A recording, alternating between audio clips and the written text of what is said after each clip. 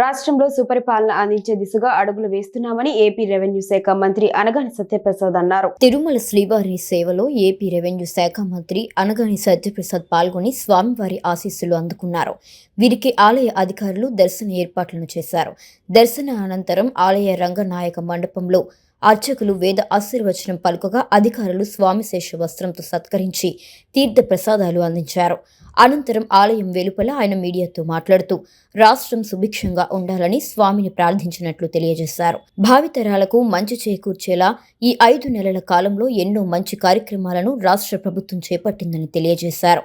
మునుపే అల్లుడు చూడని విధంగా 1,00,000 కోట్ల పెట్టుబడులను 50,000కు పైగా ఉద్యోగ అవకాశాలు కల్పించినట్లు మంత్రి పేర్కొన్నారు. రాష్ట్రం సుభిక్షంగా ఉండాలి, సస్యశ్యామలంగా ఉండాలని చెప్పేసి ఎప్పుడు కూడా ఆ ఏడుకొండల స్వామి వారిని దేవుడిని కోరుకోవడం జరుగుతూ ఉంది. ఎందుకంటే గత 5 నెలల నుంచి కూడా గౌరవ ముఖ్యమంత్రి గారు ఎల్లప్పుడు కూడా ఈ రాష్ట్రం ముందుకు తీసుకెళ్లాలి, భావితరాలకు మంచి చేసే దిశగా ఎన్నో కార్యక్రమాలు, నూతన కార్యక్రమాలు చేసుకుంటూ 150 రోజుల్లో 150 విజయాలతో పాటు ఎన్నో పెట్టుబడులు, గతంలో ఎప్పుడు చూడనటువంటి 1,00,000 కోట్ల దాకా పెట్టుబడులు, దాంతోపాటు 50,000 దాకా ఉద్యోగ అవకాశాలు, అంటే ఇవన్నీ కూడా రాబోయే తరాలకి మంచి పునాది వేసి ఆంధ్ర రాష్ట్రం మళ్ళీ పునర్నిర్మాణంలో ముందుకెళ్ళి దేశంలోని అగ్రస్థానానికి వెళ్ళే దిశగా ముందుకెళ్తా ఉందో ఆ దేవుని యొక్క ఆశీర్వచనం ఇప్పుడు కూడా ఈ రాష్ట్రం మీద ఉన్నారు. అందరూ కూడా సుఖ సంతోషాలతో ఉండాలి. అలాగే రెవెన్యూ కూడా చాలా ఫ్లాస్ ఎక్కువగా ఉన్నాయి. దాదాపుగా 79,900 చిల్లర పైసలకు మొన్న 20వ తారీఖుకి మాకు రెవెన్యూ గ్రీవెన్సెస్ ఉన్నాయి.